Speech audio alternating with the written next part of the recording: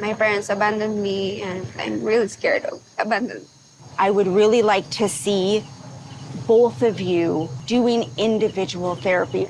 There you go. Someone finally told Mary and Brandan to get some therapy. If they don't work on trying to help themselves, then the child that they're about to bring into this world has no chance of growing up in a healthy environment. And Brandan's mum knows this better than anyone. But I really, really hope that they do the therapy and the counseling, because I worry for the environment that the child's going to grow up in. Yeah, from what we've heard, the family environment that Angela created for Brandan and his siblings wasn't exactly the best. So with the benefit of hindsight, maybe she is well placed to comment on this. But before we dive into all of that, let's start at the beginning. So Angela's first night in the Philippines saw her terrified of creepy crawlies, whilst Mary slithered into Brandan's ear and tried to turn him against his own mum. But today is a new day. And Brandan has big plans to prank his mum. Mary's just about done making some adobo. Do you want to eat outside? Sure. So I'm trying to break the ice a little. Ah yes, the old frog prank. I was wondering when this was going to come up. So before Brandan's mum arrived in the Philippines, Brandan, Mary and her brother collected frogs with the intention of serving it to Angela, telling her she was actually eating baby chicken. Now, given her reaction to the bugs and the gecko from last night, I wouldn't be surprised if Angela considers this a literal nightmare. But Brandan's calling it a prank. And I can't shake the feeling that perhaps it's a little deeper than that. I'm having a hard time with the whole fact that they're baby chickens. Because they're young? Yeah, they're babies. I'm not going to put their body in my mouth. That's all I'm saying. So, as poor unsuspecting Angela munches away at her frog, she reveals that she's already having a hard time stomaching the lie that it's a baby chicken. The notion of eating baby anything is quite difficult for her. So how on earth is she going to react when Brandan reveals they're actually frogs? Like, it's got me wondering, is this really a prank? Does Brandan really find this funny? Or is this perhaps a subconscious punishment for his upbringing? You'll be happy to know they're not actually chickens. It's frog. Are you serious? Yeah, it's Oh, frog. well, that makes me feel better, actually. Wait, what? Angela is taking it like a champ, but it really wasn't the icebreaker that Brandan needed it to be. You see, Mary's surprised. Frankly, she's quite impressed by Angela's reaction. So much so that she tries to converse with her. Only Angela is still giving Mary nothing. Is it delicious?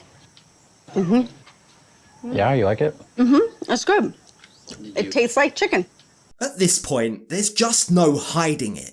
The difference in the way that she speaks to Mary versus everyone else is black and white. But can we really blame Angela for that? Is it any surprise that she's acting this way after all that Mary's put her son through? It's gonna take a lot more than frogs to get Angela to drop her walls. But maybe some one-on-one time with her son can help. Since my mom liked frog, I wanted to take her out to go try Filipino street food. It looks like intestines.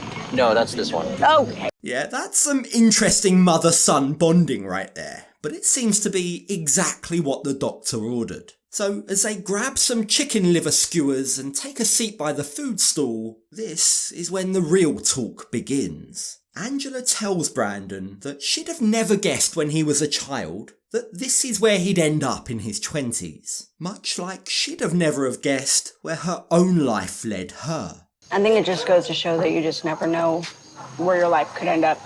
You know what I mean? Just like I never ever would have imagined in my life that I would have become an addict.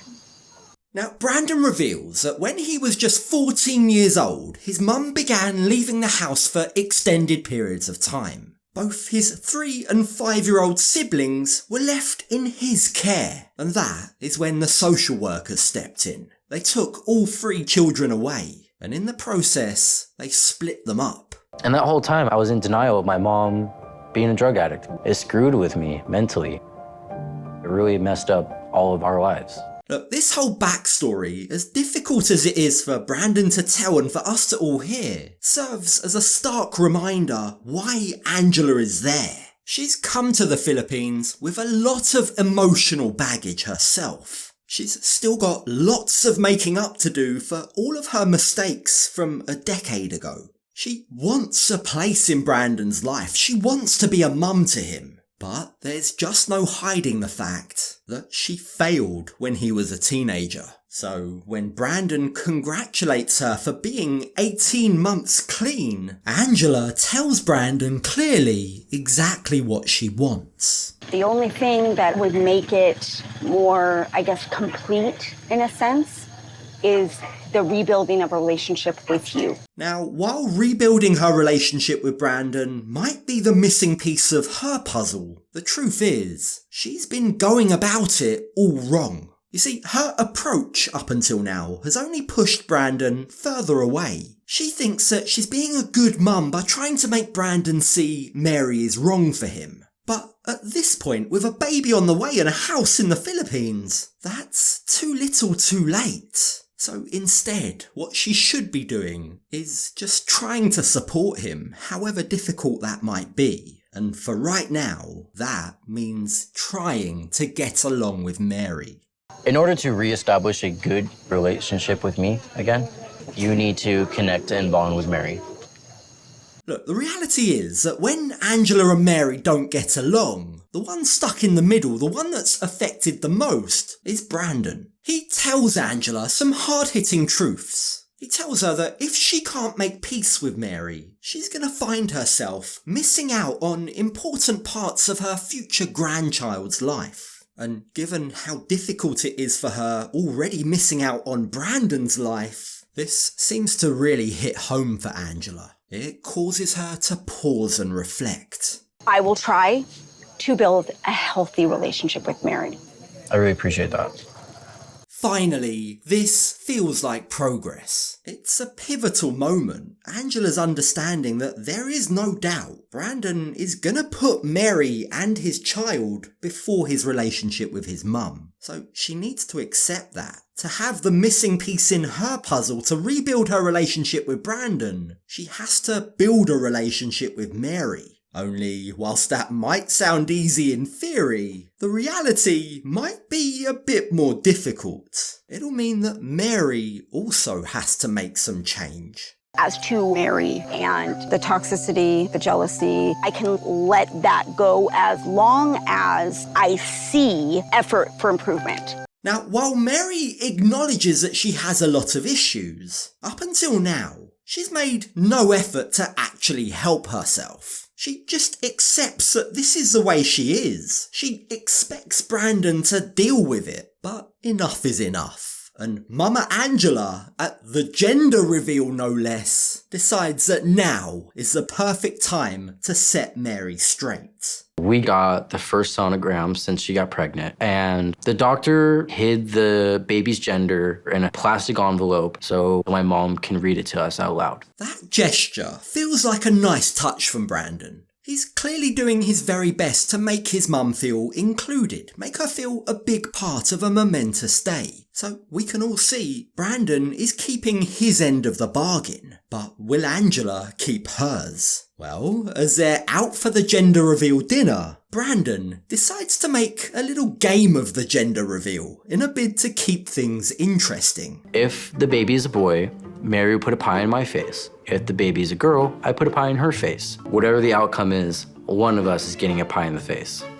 It's actually quite refreshing, quite nice to see this playful side of Brandan. For a while there it seemed lost, especially since moving to the Philippines, and definitely since learning that Mary was pregnant. He seemed so miserable. He had no purpose. So it's really nice that Angela brings out a different side to his personality. A happy, jovial, fun-loving side. But what side of Mary's personality will Angela bring out? Because now it's time for Angela to deliver on her promise. You have now started this family clear across the world that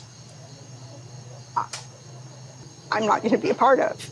It's very clear to see that family means everything to Angela. She's serious about trying to rebuild bridges with Brandan, and it breaks her heart that it's her actions that led to Brandan being so removed from her in the first place. But that doesn't change the fact that Angela's a strong, opinionated woman, and right now she has something very important that she needs to say. She points out that both of them have come from dysfunctional homes, and as a result, they both need to take care. When you haven't dealt with all the things that you grew up learning, it just becomes this repeated pattern. Angela's in recovery. She's obviously done a lot of work on herself. And while she doesn't expressly say so, I think it's clear she's also done some therapy sessions in her time. She tells them that each of them need to address their childhood trauma, because if they don't, they'll end up creating another dysfunctional environment. They'll raise their child in a dysfunctional family unit. And the end result of that will be history repeating itself. Now, surprisingly, in what makes a welcome change, Mary and Brandan don't get defensive. In fact, they both completely agree. We are trying to be better as a couple. Also me, I'm trying to be better myself because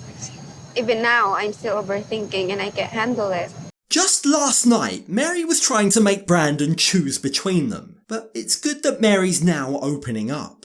This is perhaps the start of a real relationship between her and Brandan's mum. And Mary's well aware that unlike Brandan, Angela won't accept her excuses. If she makes a promise, Angela will expect her to follow through. My parents abandoned me and I'm really scared of abandonment.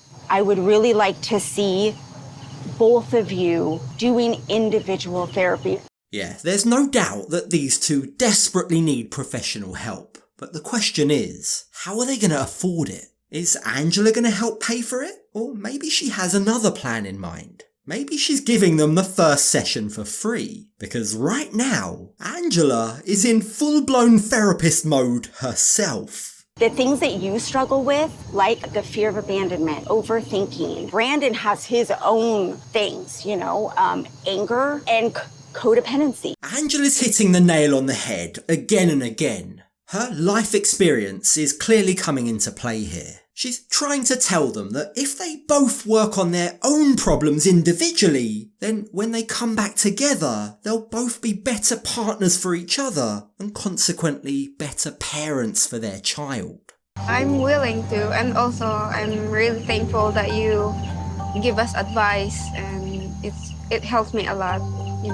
Mary tells Angela that as her own mum isn't in her life, this is the first time she's ever received maternal advice in this fashion, and it means a lot to her. It's an endearing moment. It's a moment that will build bonds between Mary and Angela, and judging by Angela's face, she's pleasantly surprised with Mary. She wasn't expecting to see this version of her, this polite, genuinely respectful, genuinely grateful lady. A lady who promises that she will follow through on Angela's advice. But I really, really hope that they do the therapy and the counseling because I worry for the environment that the child's going to grow up in. That's a very fair concern to have.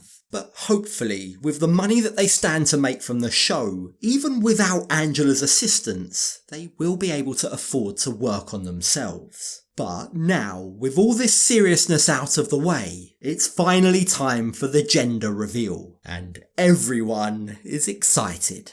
Are you ready? Oh, we're doing this. I'm so excited. Ready? Oh! It's a girl! How exciting! But more exciting, for right now at least, is we get to see Brandan smush a pie into Mary's face. And be honest, how satisfying is that? Who'd have thought it? Angela's presence has actually turned out to be beneficial for these two. And perhaps for the first time in a very, very long time, maybe there's a glimmer of hope that these two might actually be able to make it work.